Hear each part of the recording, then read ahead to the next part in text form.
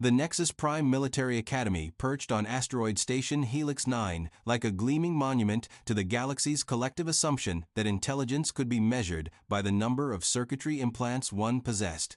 The facility's chrome spires twisted through the void with architectural confidence that screamed, "We are very important and very smart," which, in the grand tradition of institutions that needed to advertise their significance, usually meant they were compensating for something fundamental. Here, in the rarefied atmosphere of academic military theory, the galaxy's most advanced civilizations sent their offspring to learn the art of warfare, emphasis heavily on art, naturally, since actual warfare was considered rather beneath beings who had evolved beyond such crude necessities. The Academy's promotional materials promised to produce strategic visionaries and enlightened combat philosophers, though a more accurate description might have been individuals who could calculate the optimal trajectory for a plasma discharge while remaining blissfully ignorant of what happened when that plasma actually met living tissue. The student body represented a carefully curated collection of galactic superiority, each species more technologically advanced and intellectually refined than the last. Crystalline Zephyrians, whose bodies processed information at quantum speeds, cybernetic Nexari, whose consciousness existed primarily in digital space, and bio-enhanced Valorians, whose genetic modifications had eliminated such primitive concerns as physical limitation or emotional uncertainty. They moved through the Academy's corridors with the serene confidence of beings who had never encountered a problem that couldn't be solved through proper application of advanced technology and theoretical frameworks. Which made the presence of Luna Chen either a cosmic joke or a clerical error of galactic proportions. Commander Zyloth Krexvane stood before his morning lecture hall like a monument to academic hubris, his elongated Altarian frame draped in ceremonial robes that displayed his extensive credentials through embedded holographic projections. 3 doctoral degrees in theoretical combat applications, membership in 7 different strategic academies, and author of the widely acclaimed paper Optimized Conflict Resolution Through Superior Technology Integration, a work that had earned him considerable fame among beings who believed that warfare could be reduced to mathematical equations and properly calibrated algorithms. His 4 eyes, arranged in symmetric pairs along his narrow skull, surveyed the assembled students with the satisfied expression of someone who had spent decades explaining why everyone else was doing everything wrong, without ever being burdened by the inconvenience of testing his theories against reality. The lecture hall itself reflected the Academy's philosophy, pristine, sterile, and featuring holographic displays that showed sanitized tactical scenarios bearing roughly the same relationship to actual combat as a children's coloring book bore to emergency surgery. "Today," Zyloth announced, his voice carrying the particular tone of condescension that professors across the galaxy had perfected into an art form, "we examine the fundamental deficiencies in primitive species military doctrine." He activated the room's central holographic display, which began cycling through neat diagrams of battle formations that had clearly been designed by committees of theorists who had never been closer to violence than faculty senate meetings. The assembled students, representing what passed for the galaxy's military elite, settled into their seats with expressions of eager anticipation. This was clearly going to be one of those lectures where they could feel superior to entire civilizations while taking notes on why their technological advantages made them inherently better at everything.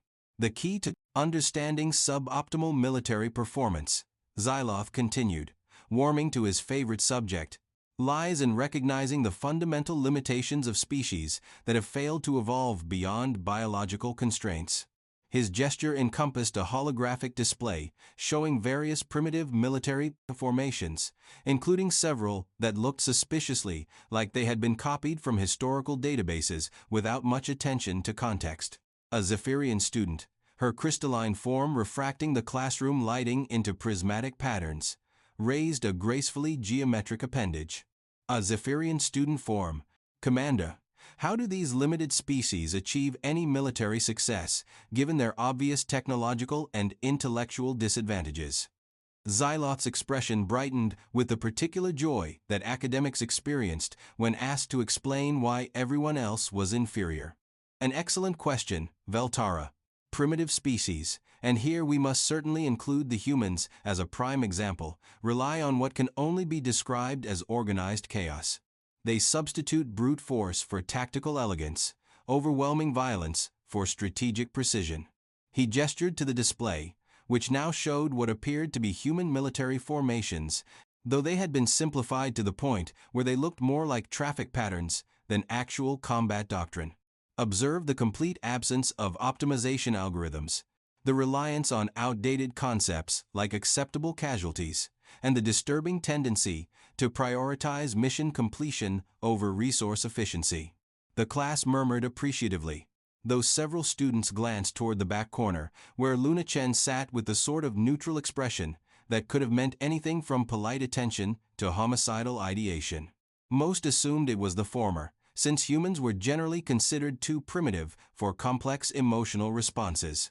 In fact, Zyloth continued, now fully committed to his theme, human military history reads like a catalogue of tactical errors and strategic miscalculations. Their famous Normandy landing operation, for instance, succeeded, despite massive inefficiencies that any properly educated commander would have eliminated through basic optimization protocols. A Nexari student, his consciousness flickering between his biological components and digital enhancement systems, nodded with the rhythm of processed agreement. It's remarkable that such crude methods achieve any results at all. Surely proper computational analysis could have achieved the same objectives with significantly reduced resource expenditure. Precisely, Zyloth beamed. This is precisely why species, like the humans, remain confined to the galaxy's periphery. They've managed basic spaceflight credit where credit is due, but they lack the intellectual sophistication for true strategic thinking. Their military academies still teach concepts like adapt and overcome and improvise when necessary approaches that demonstrate fundamental misunderstanding of how civilized warfare should function. Luna shifted slightly in her seat, not from discomfort but with the sort of focused stillness that suggested she was paying very careful attention to everything being said.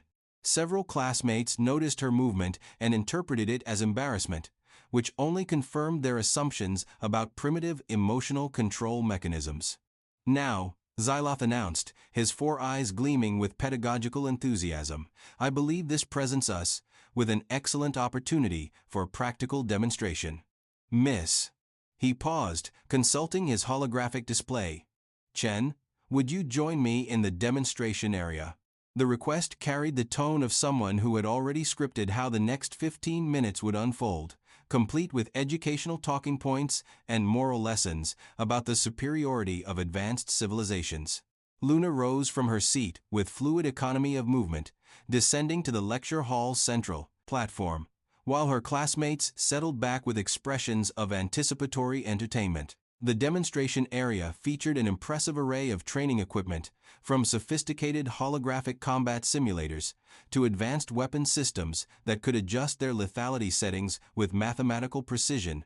Zyloth moved to an equipment station that contained his personal gear, a collection of devices that represented the cutting edge of Altarian military technology. Excellent, he said, beginning to don his equipment with practiced efficiency. Now, class, observe how primitive species approach combat preparation. Note the complete absence of systematic analysis, optimization protocols, or strategic planning. Luna had moved to a different equipment rack, one that contained what the Academy classified as historical reference materials. Essentially museum pieces maintained for educational purposes. Her selection process drew continued commentary from Zyloth, who was simultaneously suiting up and delivering a running lecture on everything his opponent was doing wrong. See how she gravitates toward obsolete technology, he noted, his voice carrying through the demonstration area's amplification system. Primitive species invariably default to familiar tools rather than embracing superior alternatives. It's a fascinating example of cognitive limitation in action. Luna selected a pair of devices that most students recognized as kinetic force multipliers, essentially sophisticated clubs that could adjust their mass and impact characteristics. Among the available plasma projectors, neural disruptors, and quantum destabilization fields. Her choice struck the observers as quaint in the way that antique vehicles sometimes charmed modern transportation enthusiasts. Remarkable. Zyloth continued his narration while his own equipment suite activated around him. When faced with advanced military technology, she chooses the most primitive options available. This perfectly illustrates the cognitive constraints that prevent Deathworld species from achieving true tactical sophistication. His transformation was impressive to witness. Combat-grade energy shields flickered into existence around his form. Advanced targeting systems interfaced directly with his enhanced nervous system, and a comprehensive weapons array deployed from concealed mounting points throughout his armor. Within moments, he resembled less a professor and more a walking demonstration of the galactic defense industry's enthusiasm for complexity. "Observe, students, how proper military preparation appears," he announced, running diagnostic checks on his various systems. Integrated defense matrices, predictive targeting algorithms, quantum-enhanced reflexes, and multilayered weapons platforms. This represents the pinnacle of civilized military evolution, elegant, efficient, and absolutely superior to crude physical combat. The demonstration area's safety protocols activated automatically, creating shimmering energy barriers between the combatants and the observers. Standard procedure, though the real danger seemed less from the impending demonstration and more from Zyloth's ego achieving critical mass. "Now, Miss Chen," his voice carried through the area's communication system with obvious satisfaction, "please demonstrate your species' approach to military engagement. I'll counter your actions using proper tactical doctrine, and we'll observe the predictable results." Luna tested the balance of her weapons, with a few experimental movements that looked more like stretching exercises than combat preparation. Around the lecture hall, students exchanged knowing glances and activated recording systems to capture what was clearly going to be an educational demonstration of technological superiority. "Begin when ready," Zyloth announced, his targeting systems already painting threat assessment overlays across his enhanced vision. According to his instruments, the human registered as a minimal threat, her primitive weapons, and complete lack of technological enhancement, reducing her combat potential to essentially negligible levels. The chronometer began its countdown, and Zyloth settled into a combat stance that had been perfected through extensive theoretical modeling and simulation testing. His systems hummed with readiness, algorithms calculating optimal response patterns for every possible action his opponent might attempt. What happened next would eventually require 3 separate academic committees to analyze, generate 17 different theoretical papers attempting to explain the observed phenomena, and serve as the foundation for a complete restructuring of the Academy's core curriculum. But in the moment, it simply unfolded with the sort of inevitable logic that only became apparent in retrospect. Luna moved.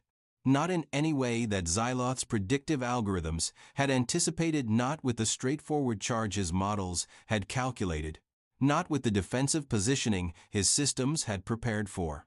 Instead, she flowed, her motion somehow bypassing his targeting system's ability to establish a stable lock, while simultaneously violating several fundamental assumptions about how combat engagement was supposed to proceed. The first indication that his theoretical superiority might be encountering unexpected variables came when his defensive systems began issuing contradictory status reports. His targeting array, which had successfully tracked hypervelocity projectiles in training simulations, seemed incapable of maintaining consistent data on a single human moving across 30 meters of open space. "Interesting," he muttered, adjusting his targeting parameters while maintaining his confident demeanor for the benefit of his audience. "The primitive's movement pattern doesn't conform to standard attack vectors."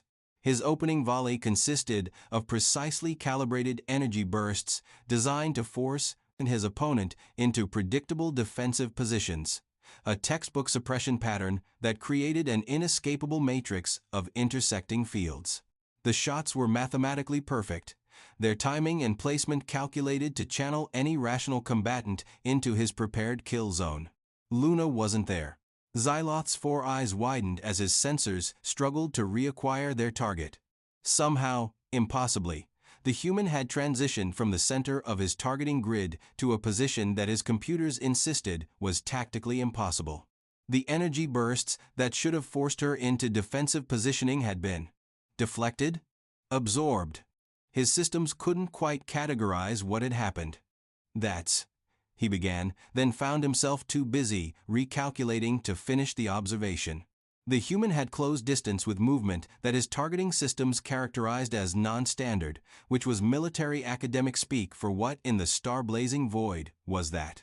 Her approach violated several fundamental principles of combat geometry, ignored basic tactical doctrine, and somehow placed her inside his defense perimeter without triggering any of his proximity sensors. Zyloth's combat suite responded to the perceived threat by activating every defensive system simultaneously. Energy shields snapped to maximum intensity, weapon platforms swiveled to track the approaching target, and his cybernetic enhancements flooded his nervous system with combat stimulants and tactical data streams, none of which prevented Luna from hitting him. The impact felt less like being struck by primitive weapons, and more like being personally introduced to several fundamental laws of physics by someone who had strong opinions about their practical applications. His shields absorbed the first blow according to their specifications, distributed the kinetic energy through his armor's dispersion grid, and promptly discovered that their designers had made some optimistic assumptions about the maximum force they might encounter. The second impact bypassed his shields entirely through the expedient of arriving from an angle that his defensive systems hadn't been programmed to expect. The third blow demonstrated that while his armor could indeed stop most forms of attack, most was doing some very heavy lifting in that particular guarantee. "This is highly irregular," Zyloth gasped, his systems struggling to process incoming data that didn't match any of their reference patterns. "These tactical approaches don't appear in any standard military database." Luna's response was to introduce him to another fundamental concept that hadn't featured prominently in his theoretical education: leverage. Specifically, the leverage generated when someone who had evolved in a gravity well significantly stronger than the space station's artificial equivalent decided to demonstrate the practical applications of momentum transfer and force multiplication. The professor found himself briefly airborne, which provided an excellent opportunity to contemplate how his extensive theoretical knowledge had somehow failed to include a comprehensive chapter on what happens when someone treats your assumptions as suggestions rather than laws. His flight path terminated when he encountered the demonstration area's floor, with sufficient force to activate multiple emergency medical protocols. Silence filled the lecture hall with the particular quality that emerged when reality had just delivered a pointed critique of widely held beliefs. Zyloth lay sprawled across the demonstration platform, his advanced combat systems still active and busily monitoring threats that no longer seemed particularly relevant to his immediate situation. Luna stood over him, breathing normally, uninjured, and certainly not conforming to any of the models that predicted how primitive species were supposed to perform in combat against superior technology. She deactivated her weapons and offered the professor a hand up, which he regarded with the wariness of someone whose worldview had just experienced rapid and involuntary restructuring. "How?" he managed, accepting her assistance and discovering that she lifted him to his feet with disconcerting ease. "Your species lacks advanced combat systems, cybernetic enhancement, quantum processing capabilities." "Yeah," Luna agreed, steadying him while his medical systems ran diagnostic checks and tried to categorize injuries that didn't fit their standard patterns. "We do." Around the lecture hall, students who had begun the morning secure in their technological and intellectual superiority found themselves struggling to process what they had witnessed. According to everything they had been taught about military hierarchy, species advancement, and technological determinism, what had just occurred was fundamentally impossible. "But how did you counter my targeting systems?" Zyloth pressed, his academic curiosity overriding his wounded dignity. "My equipment represents the absolute pinnacle of Altarian military technology." Luna shrugged. "I moved." "That's not a valid tactical response," he protested. Movement must follow predictable patterns to be militarily effective. Must it? She asked, and something in her tone suggested that the question contained implications his theoretical frameworks might not be equipped to handle. The professor's diagnostic systems finally completed their analysis and began presenting him with a cascade of data that only deepened his confusion. According to their readings, the human had indeed moved, but in patterns that sophisticated algorithms couldn't predict, using leverage principles that weren't included in standard combat databases, and somehow treating advanced defensive technology as minor obstacles rather than absolute barriers. This makes no tactical sense, he muttered, consulting readout after readout. Primitive species aren't supposed to possess this level of combat sophistication. Maybe, Luna suggested with the patience of someone explaining simple concepts to a confused child. Your definition of sophisticated needs work. The observation hung in the air like the aftermath of a small explosion, not particularly dramatic, but somehow rearranging the intellectual landscape in ways that wouldn't become fully apparent until later.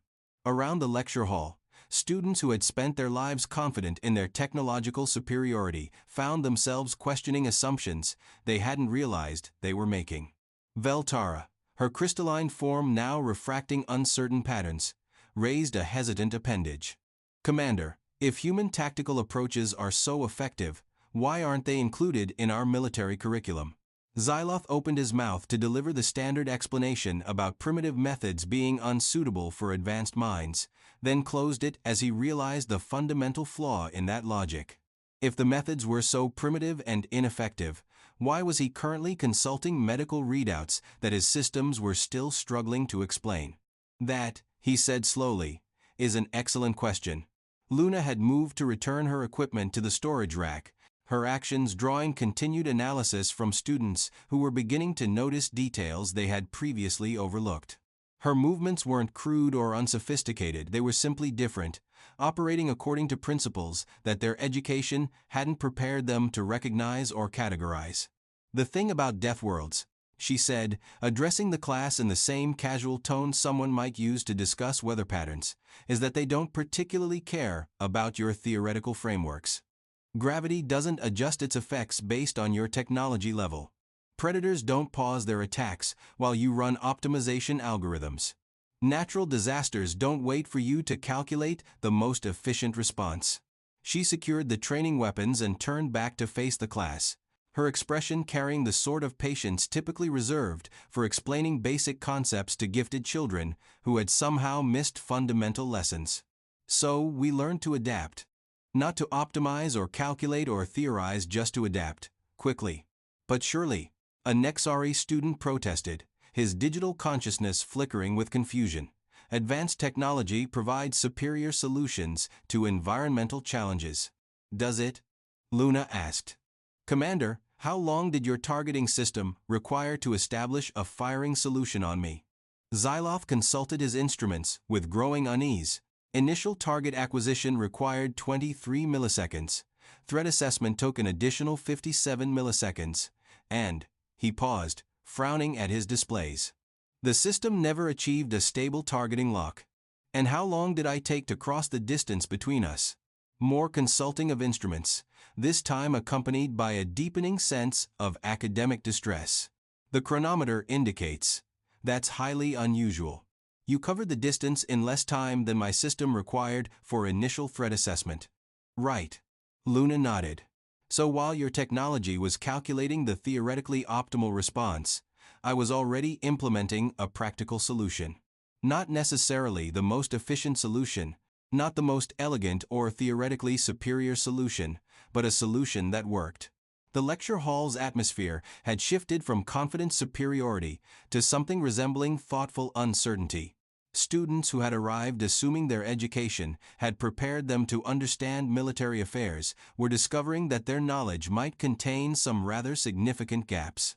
This doesn't invalidate advanced tactical theory, Zyloth said, though he sounded like he was trying to convince himself as much as his audience. Sophisticated military doctrine has proven its effectiveness across countless conflicts throughout galactic history. Against other sophisticated blang, military forces using similar approaches, Luna agreed. But what happens when those sophisticated systems encounter something that doesn't follow the same operational assumptions? The professor's expression suggested he was beginning to grasp the implications of that question, and finding them profoundly uncomfortable. His entire academic career had been constructed on the assumption that more advanced necessarily meant more effective, that sophisticated technology automatically provided superior solutions to primitive approaches. You're suggesting that human military methodologies have practical applications in formal tactical doctrine?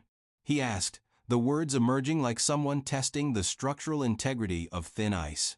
I'm suggesting, Luna replied, that maybe effectiveness matters more than theoretical elegance. And maybe calling something primitive says more about the observer's limitations than the observed's capabilities. The silence that followed carried the weight of paradigms shifting, fundamental assumptions being questioned, and academic careers potentially requiring rather extensive revisions.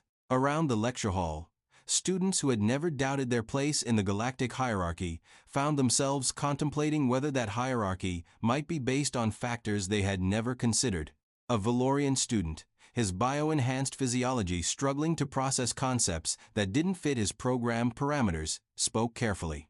Are you implying that Deathworld species might possess military advantages that our educational systems have failed to recognize? I'm saying, Luna answered, that calling us Deathworld species might be more accurate than you intended.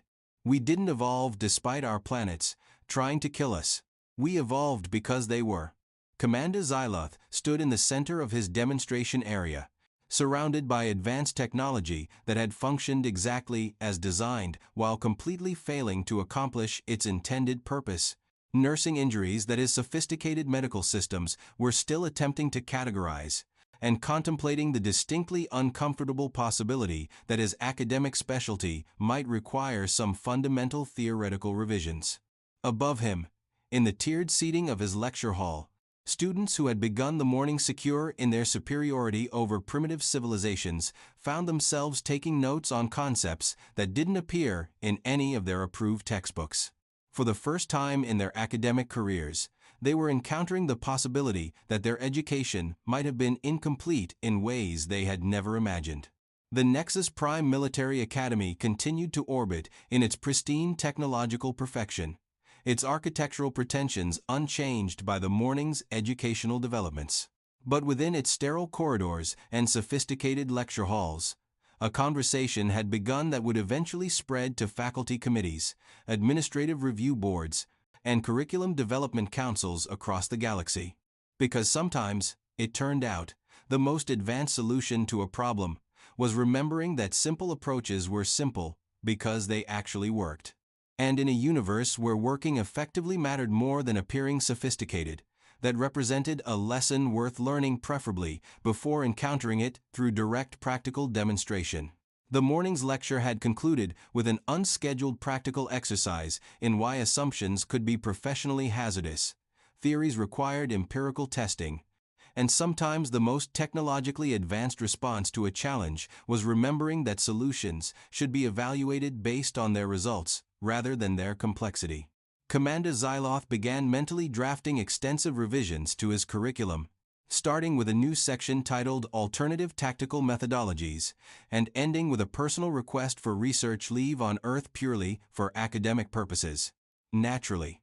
After all, if one intended to study primitive warfare with proper scholarly rigor, one should probably begin by understanding what made it so remarkably effective at accomplishing its objectives.